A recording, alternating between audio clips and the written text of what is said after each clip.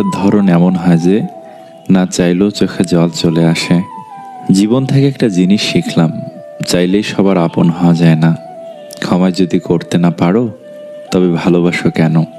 বারবার ঝগড়ার পর ভাবি তার সাথে এই শেষ কথা, আর কথা বলবো না।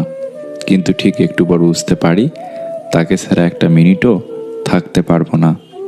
লোভ আর অহংকার এমন একটা জিনিস যা মানুষের সততা, বুদ্ধি, জ্ঞান, মনুষ্যত্বকে সম্পূর্ণভাবে নষ্ট করে দেয়। দুদিনের পরিচয়গুলোকে দ্রুত আপন করে ফেলাটাই সবচেয়ে বড় ভুল। যে স্ত্রী বিয়ের পরও স্বামীর বাড়ি থেকে তার বাবার বাড়িকে বেশি প্রাধান্য দেয়, সেই স্ত্রী কখনো নিজ সংসার করতে পারে না। নিজের স্ত্রীকে এত বেশি ভালোবাসুন, স্ত্রীর বান্ধবীরাও যেন আপনাকে দেখে আফসোস করে। ভালোবাসলেই ভালোবাসা পাবে, এটা ভাবা ভুল। কারণ দুনিয়াটা এখন স্বার্থপর, শুধুই নিতে জানে, দিতে না। অপেক্ষা যারা করে তারা বোকা নয়, বিশ্বাসী। অসহায় তো সে যাকে বোঝার মতো কেউ নেই। মানুষ সেই লড়াইতে কখনো জিততে পারে না যদি শত্রুতার আপনজন হয়। একটা মানুষ যখন খুব একা হয়ে যায় তখন তার মন থেকে সব আনন্দ মরে যায়। বুঝলে প্রিয়, সব জিনিস কেঁদে পাওয়া যায় না, কিছু জিনিস হাসি মুখে ছেড়েও দিতে হয়। যে সম্পর্কে সারাক্ষণ ঝগড়া হয় সেগুলোই সত্যিকারের ভালোবাসা। কেউ কাউকে বুঝতে চায় না, দুজন দুজনের সাথে সারাক্ষণ ঝগড়া করে, সন্দেহ করে, কারণ কেউ কাউকে কখনো হারাতে চায় না। সবাই সৌন্দর্যের পাগল, অথচ নিজের ছায়াটাই কালো। দূরত্ব কোনো বিষয় নয় যদি সম্পর্কের দৃঢ়তা যথেষ্ট গভীর হয়। অতিরিক্ত ভালোবাসা পুরুষ মানুষ হজম করতে পারে না। হাতে হাত রাখাটা সহজ, কিন্তু সারা জীবন বইতে পারাটা কঠিন। একদিন এক জোকারকে প্রশ্ন করলাম, মুখোশ কেন পড়েন? অসাধারণ উত্তর পেলাম, মুখোশ সবাই পড়ে, জাস্ট আমারটা শুধু দেখা যায়। বিচ্ছেদ একদিনে হয় না, মানুষরা চলে যাওয়ার সিদ্ধান্ত অনেক আগে থেকেই নিয়ে নেয়, তারপর একটা ওসিলা খুঁজতে থাকে। বিশ্বাস আর ভালোবাসার মর্যাদা সবাই দিতে পারে না। কিছু ছেলের চাওয়া, আমার বউ হয়তো রাজকুমারী হবে না, কিন্তু আমি তাকে রাজকুমারীর মতো রাখবো।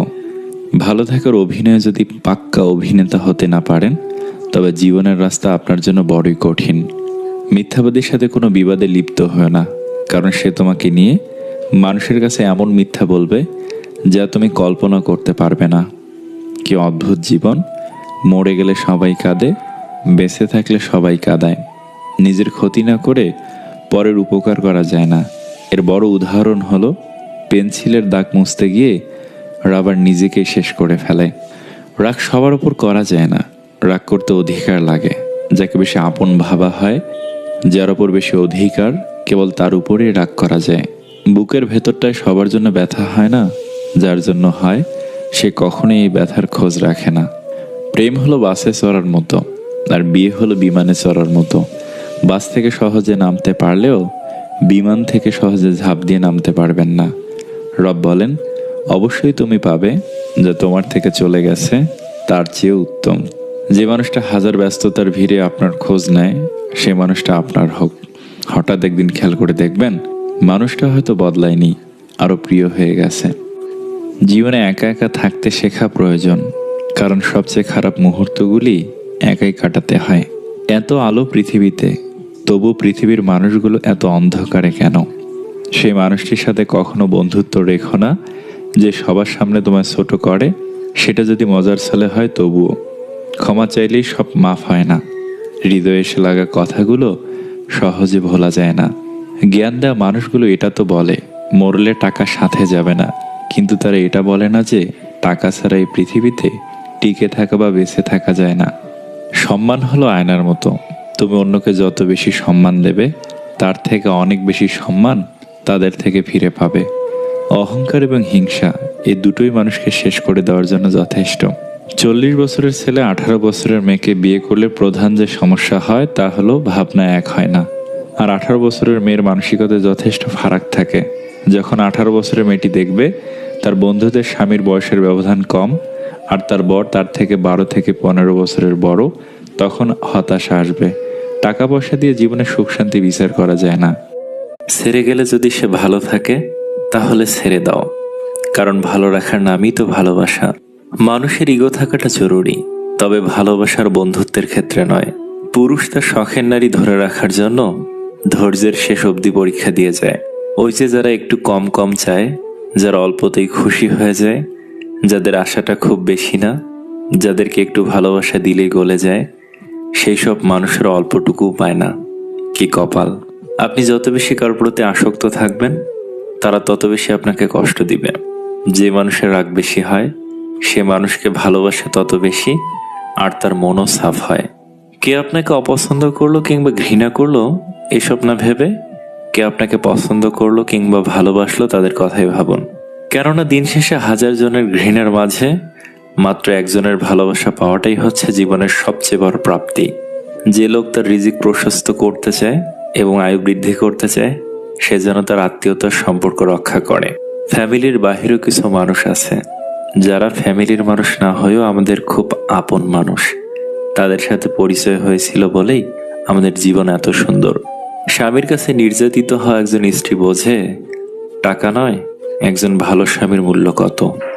যে মানুষটা ভালো রাখতে পারে, সে মানুষটা সব থেকে বেশি কষ্ট দিয়ে যেতে পারে। ভেঙে পড়ার কিছুই নাই, কারণ চিরদিন কেউ পাশে থাকে না। দিন শেষে একা একা পথ চলতে হয়। জীবন থেকে কিছু হারিয়ে গেলে আফসোস করবে না, কারণ যা হয় ভালোর জন্যই হয়।